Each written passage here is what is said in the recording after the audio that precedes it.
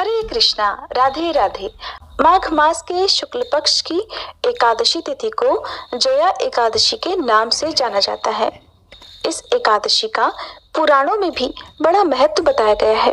धार्मिक ग्रंथों में वर्णन मिलता है कि व्यक्ति को मृत्यु के बाद अपने पाप कर्मों के अनुसार भूत और प्रेत की योनि में भी जाना पड़ता है और जया एकादशी का व्रत इसी प्रकार की योनियों से मुक्ति दिलाने वाला कहा जाता है।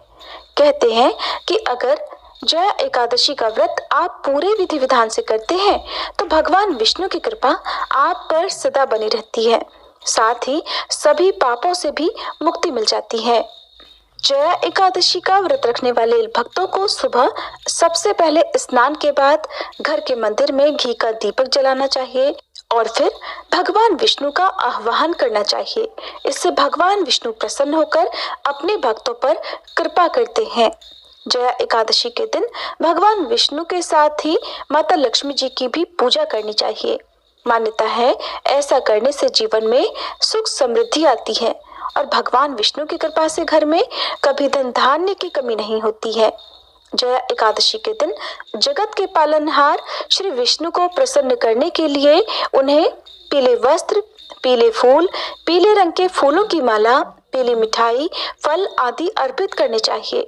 कहा जाता है कि पीपल के वृक्ष में भगवान श्री विष्णु का वास होता है, इसलिए इस दिन पीपल के वृक्ष की पूजा भी जरूर करनी चाहिए।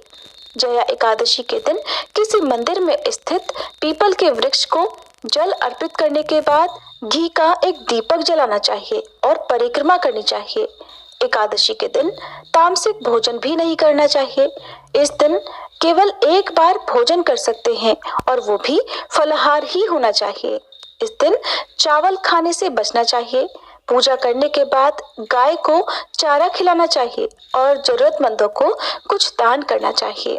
अगर संभव हो तो इस दिन उपवास भी रखना चाहिए और अगले दिन द्वादशी तिथि को शुभ मुहूर्त में अपना उपवास खोलना चाहिए। कोई भी व्रत हो बिना व्रत कथा के अधूरा माना जाता है। तो अब आपको सुनाते हैं जया एकादशी की संपूर्ण व्रत कथा। सभी एकादशी व्रतों के बारे में समय समय पर धर्मराज युधिष्ठिर भगवान श्री कृष्ण से पूछते रहते हैं। ऐसे ही एक बार माघ शुक्ल एकादशी आने पर धर्मराज युधिष्ठिर ने भगवान श्री कृष्ण से बड़े विनीत स्वर से पूछा, हे मधुसूदन, अब आप कृपा कर मुझे माघ मास के शुक्ल पक्ष की एकादशी के संबंध में भी विस्तार पूर्वक बताइए। शुक्ल पक्ष की एकादशी में किस देवता का पूजन करना चाहिए और इस एकादशी व्रत की कथा क्या है, उसके करने से किस फल की प्राप्ति होती है। तब भगवान श्री कृष्ण इस प्रकार कहने लगे, हे धर्मराज, माघ मास के शुक्ल पक्ष की एकादशी को जया एकादशी कहते हैं।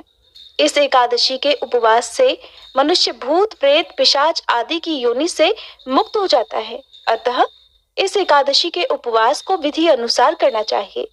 अब मैं तुमसे जया एकादशी के व्रत की कथा कहता हूँ, ध्यान पूर्वक श्रवण करो।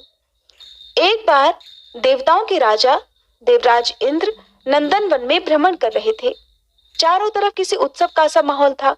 गंधर्व गीत गा रहे थे और गंधर्व कन्याएं नृत्य कर रही थी। वहीं पुष्पवती नामक गंधर्व कन्या ने माल्यवान नामक गंधर्व को देखा और उस पर आसक्त होकर अपने हाव भाव से उसे रिझाने का प्रयास करने लगी। माल्यवान भी उस गंधर्व कन्या पर आसक्त होकर अपने गायन का सुरताल भूल गया, जिससे संगीत की लय टूट गई और संगीत का सारा आनंद बिगड़ गया। सभा में उपस्थित देवगणों को ये बहुत बुरा लगा। ये देखकर देवेंद्र भी रुष्ट हो गए। संगीत एक पवित्र साधना है और इस साधना को भ्रष्ट करना बड़ा भारी पाप है। इसलिए क्रोधवश देवराज इंद्र ने पुष्पवती और माल्यवान को तुरंत ही शाप दे डाला कि संगीत की साधना को अपवित्र करने वाले माल्यवान और पुष्पवती, तुमने देवी सरस्वती का घोर अपमान किया है, इसलिए तुम्हें मृत्युलोक में जाना पड़ेगा। गुरुजनों की सभा में असंयम और लज्जाजनक प्रदर्शन करके तुमने गुरुजनों का भी अपमान किया है, इसलिए इंद्रलोक में अब तुम्हारा रहना वर्जित है। अब तुम अधम पिशाच असंयमी का सा जीवन बिताओगे। देवेंद्र का श्राप सुनकर वे दोनों अत्यंत दुखी हुए और हिमालय पर्वत पर पिशाच योनि में दुख पूर्वक जीवन यापन करने लगे। उन्हें गंध रस स्पर्श आदि का बिल्कुल भी बोध नहीं होता था। वहीं उन्हें असहनीय दुख भी सहने पड़ रहे थे। दिन रात उन्हें किसी भी क्षण नींद नहीं आती थी। उस स्थान का वातावरण अत्यंत शीतल था, जिसके कारण उनके रोए खड़े हो जाते थे, हाथ पैर सुन्न पड़ जाते थे और दांत किटकिटाने लगते थे। एक दिन उस पिशाच ने अपनी पत्नी से कहा कि न मालूम अपने पिछले जन्म में हमने कौन से ऐसे पाप किए हैं जिसके कारण हमें इतनी दुखदाई ये पिशाच योनि प्राप्त हुई है। पिशाच योनि से नरक के दुख सहना कहीं ज्यादा उत्तम होता होगा। इस प्रकार के अनेक विचारों को कहते हुए वे दोनों अपने दिन बिताने लगे। भगवान की कृपा से एक बार माघ मास के शुक्ल पक्ष की जया एकादशी के दिन इन दोनों ने कुछ भी भोजन नहीं किया और न ही कोई पाप कर्म किया। उस दिन मात्र फल फूल खाकर ही इन्होंने अपना दिन बिताया और महान दुख के साथ पीपल के वृक्ष के नीचे विश्राम करने लगे। उस दिन सूर्य भगवान अस्ताचल को जा रहे थे, अर्थात अस्त हो रहे थे। वह रात उन दोनों ने एक दूसरे से सटकर बड़ी कठिनता से काटी। दूसरे दिन प्रातःकाल होते ही प्रभु की कृपा से इन दोनों की पिशाच योनि से मुक्ति हो गई और पुनः अपनी अत्यंत सुंदर अप्सरा और गंधर्व की देह धारण करके तथा सुंदर वस्त्रों और आभूषणों से अलंकृत होकर वे दोनों स्वर्गलोक को चले गए। उस समय आकाश में देवगण तथा गंधर्व इनकी स्तुति करने लगे। फिर नागलोक में जाकर इन दोनों ने देवेंद्र को दंडवत प्रणाम किया। देवेंद्र को भी उनके इस दिव्य रूप को देखकर महान आश्चर्य हुआ। तब उन्होंने महान आश्चर्य के साथ ही इन दोनों से पूछा कि तुम्हें पिशाच योनि से मुक्ति किस प्रकार मिली, उसका सारा वृतांत मुझे भी बताओ। देवेंद्र की बात सुनकर माल्यवान कहने लगा, हे देवताओं के राजा इंद्र, श्री हरि की कृपा तथा जया एकादशी व्रत के पुण्य से हमें पिशाच योनि से मुक्ति मिली है। देवराज कहने लगे, हे माल्यवान, एकादशी व्रत करने से तथा भगवान श्री हरि की कृपा से तुम दोनों ही पिशाच योनि को छोड़कर अत्यंत पवित्र हो गए हो। इसलिए हम लोगों के लिए भी वंदनीय हो गए हो, क्योंकि शिव और विष्णु भक्त हम देवताओं की वंदना करने योग्य हैं। अतः आप दोनों धन्य हैं। अब आप प्रसन्नता पूर्वक देवलोक में निवास कर सकते हैं। इस कथा को सुनाकर भगवान श्री कृष्ण धर्मराज से कहने लगे, हे धर्मराज युधिष्ठिर, इस जया एकादशी के उपवास से कुयोनि से सहज ही मुक्ति मिल जाती है। जो मनुष्य अपने जीवन में इस एकादशी का व्रत कर लेता है, उसने मानो सभी तप यज्ञ दान आदि कर लिए हों। जो मनुष्य श्रद्धा पूर्वक जया एकादशी का व्रत रखते हैं, वे अवश्य ही सहस्त्र वर्ष तक स्वर्ग में वास करते हैं। ऐसा कहकर भगवान श्री कृष्ण मौन हो गए और फिर धर्मराज युधिष्ठिर ने भी जया एकादशी के व्रत का पालन किया। अब सुनिए ग्यारस माता की कथा। ग्यारस माता की कथा का वर्णन स्वयं भगवान श्री कृष्ण ने अपने श्रीमुख से धर्मराज युधिष्ठिर को सुनाया था। एक बार धर्मराज युधिष्ठिर ने भगवान श्री कृष्ण से पूछा, हे मधुसूदन, पुण्यमयी एकादशी अर्थात ग्यारस माता की उत्पत्ति कैसे हुई? इस संसार में वह क्यों पवित्र मानी गई और सभी देवताओं को कैसे प्रिय हुई? तब भगवान कृष्ण कहने लगे, हे कुंती नंदन, प्राचीन समय की बात है। सतयुग में मुर नाम का एक दानव रहा करता था। वह बड़ा ही अद्भुत, अत्यंत रौद्र तथा संपूर्ण देवताओं के लिए बड़ा भयंकर था। उस काल रूपधारी दुरात्मा महासुर ने देवराज इंद्र को भी जीत लिया था। सभी देवता उससे परास्त होकर स्वर्ग से निकाले जा चुके थे और शंकित तथा भयभीत होकर पृथ्वी लोक पर विचरा करते थे। एक दिन सभी देवता भयभीत होकर महादेव जी के पास गए। वहां देवराज इंद्र ने भगवान शिव को प्रणाम करके उन्हें आगे का सारा हाल कह सुनाया। देवराज इंद्र कहने लगे, हे महादेव, ये देवता स्वर्गलोक से निकाले जाने के बाद पृथ्वी पर भटक रहे हैं। मनुष्यों के बीच रहना इन्हें शोभा नहीं देता। हे देवाधिदेव, कोई उपाय बताइए, देवता किसकी शरण में जाएं? देवराज इंद्र की बात सुनकर महादेव कहने लगे, देवराज, जहाँ सभी को शरण देने वाले, सबकी रक्षा में तत्पर रहने वाले जगत के स्वामी भगवान गरुड़ध्वज विराजमान है, वहीं पर जाओ, वही तुम लोगों की रक्षा करेंगे। भगवान श्री कृष्ण कहते हैं, हे धर्मराज, महादेव जी की ये बात सुनकर परम बुद्धिमान देवराज इंद्र संपूर्ण देवताओं के साथ क्षीर सागर में गए, जहां भगवान गदाधर सो रहे थे। देवराज इंद्र ने हाथ जोड़कर उनकी स्तुति की। देवराज इंद्र इस प्रकार स्तुति करने लगे, हे देव देवेश्वर, आपको नमस्कार है। देव, आप ही पति, आप ही मति, आप ही कर्ता और आप ही कारण हैं। आप ही सब लोगों की माता और आप ही इस जगत के पिता हैं। देवता और दानव दोनों ही आपकी वंदना करते हैं। हे पुंडरीकाक्ष, आप दैत्यों के शत्रु हैं। हे मधुसूदन, हम लोगों की रक्षा कीजिए, हम इस समय संकट में हैं। हे प्रभु, हे जगन्नाथ, अत्यंत उग्र स्वभाव वाले महाबली मुर नामक दैत्य ने इस संपूर्ण देवताओं को जीतकर स्वर्ग से बाहर निकाल दिया है। भगवान, हे देव देवेश्वर, हे शरणागत वत्सल, देवतागण भयभीत होकर आपकी शरण में आए हैं।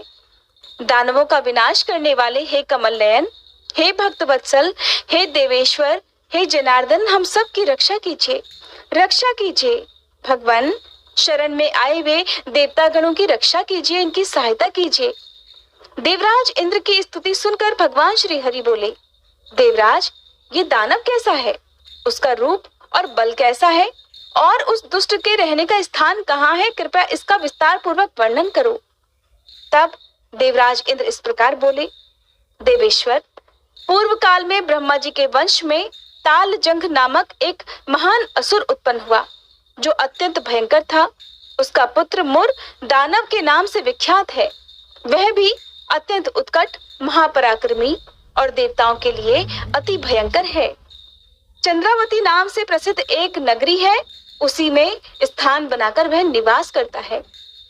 उस दैत्य ने समस्त देवताओं को परास्त करके उन्हें स्वर्गलोक से बाहर कर दिया है। उसने एक दूसरे ही इंद्र को स्वर्ग के सिंहासन पर बिठाया है। अग्नि, चंद्रमा, सूर्य, वायु तथा वरुण भी उसने दूसरे ही बनाए हैं। हे जनार्दन, मैं सत्य कह रहा हूँ, उसने सब कोई दूसरे ही कर लिए हैं। सभी दूसरे देवताओं का निर्माण कर लिया है और देवताओं को तो उसने उनके प्रत्येक स्थान से भी वंचित कर दिया है। देवराज इंद्र की व्यथा सुनकर भगवान जनार्दन को बड़ा क्रोध आया।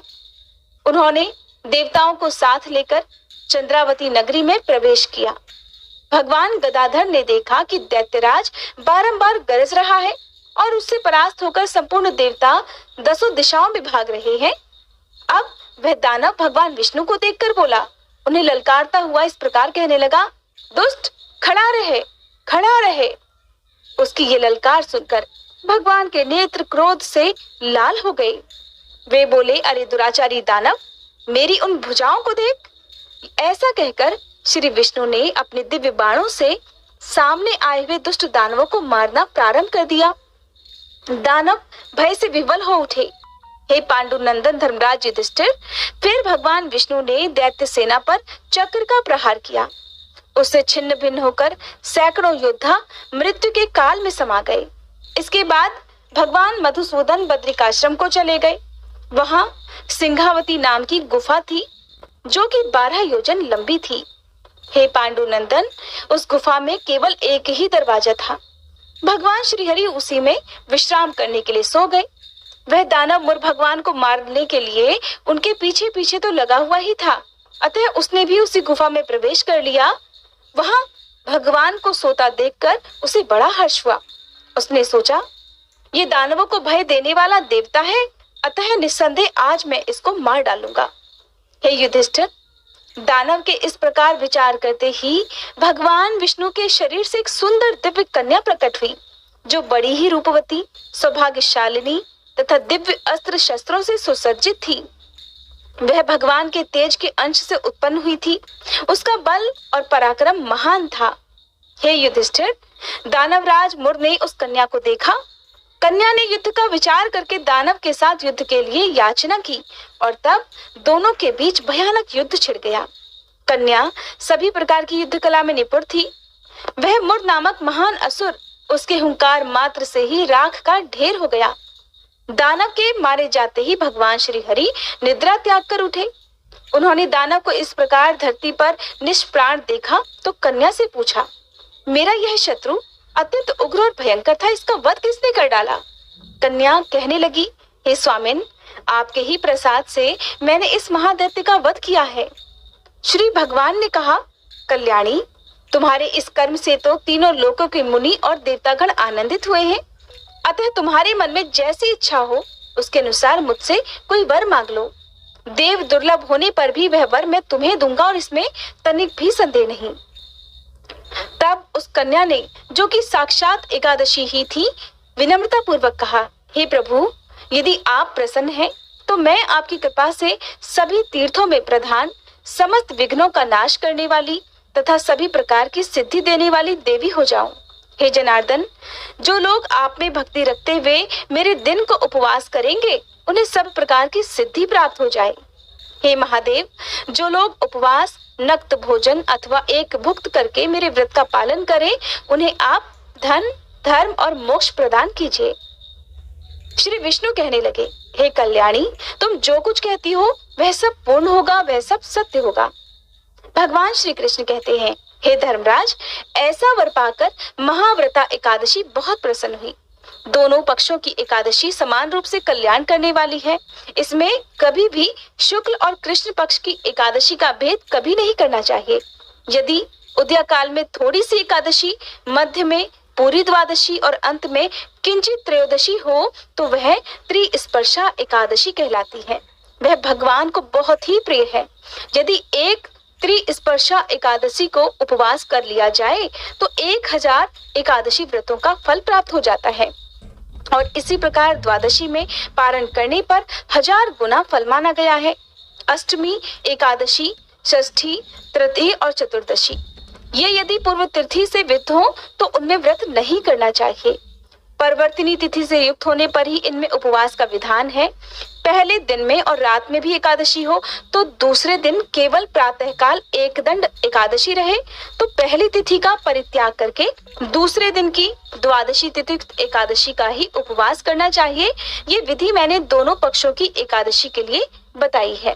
इस प्रकार जो भी भक्त एकादशी को उपवास करके 11 माता की इस कथा को श्रवण करते हैं या पठन करते हैं वह वैकुंठ धाम में जाते हैं, जहाँ साक्षात भगवान गरुड़ध्वज विराजमान रहते हैं। जो मनुष्य हर समय एकादशी के महात्म्य का पाठ करता है उसे 1000 गोदान के पुण्य का फल प्राप्त होता है। जो दिन या रात में भक्ति पूर्वक इस महात्म्य का श्रवण करते हैं ऐसे मनुष्य निसंदेह ब्रह्म हत्या आदि महापापों से भी मुक्त हो जाते हैं। एकादशी के समान पाप नाशक व्रत दूसरा कोई नहीं है। इस प्रकार धर्मराज युधिष्ठिर को 11 माता की कथा सुनाकर भगवान श्री कृष्ण अंतर्ध्यान हो गए। आइए अब हम सभी मिलकर प्रेम से एकादशी माता की आरती गाते हैं।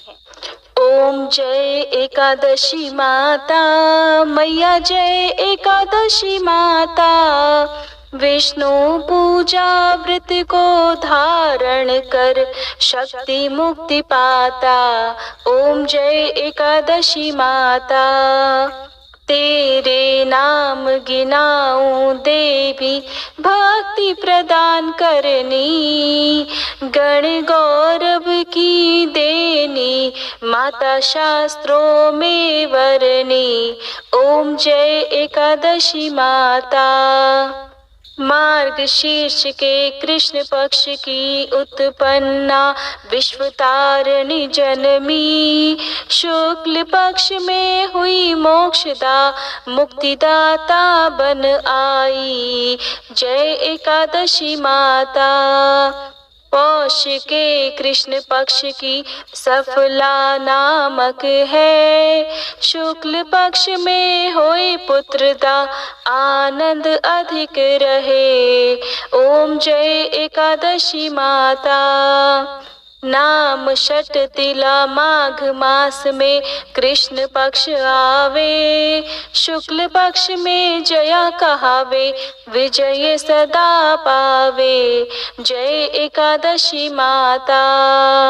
विजया फागुन कृष्ण पक्ष में शुक्ला आमल की, पाप मोचनी कृष्ण पक्ष में चैत्र महाबल की। ओम जय एकादशी माता। चैत्र शुक्ल में नाम कामदा धन देने वाली, नाम बरूथनी कृष्ण पक्ष में वैशाख महावाली। ओम जय एकादशी माता।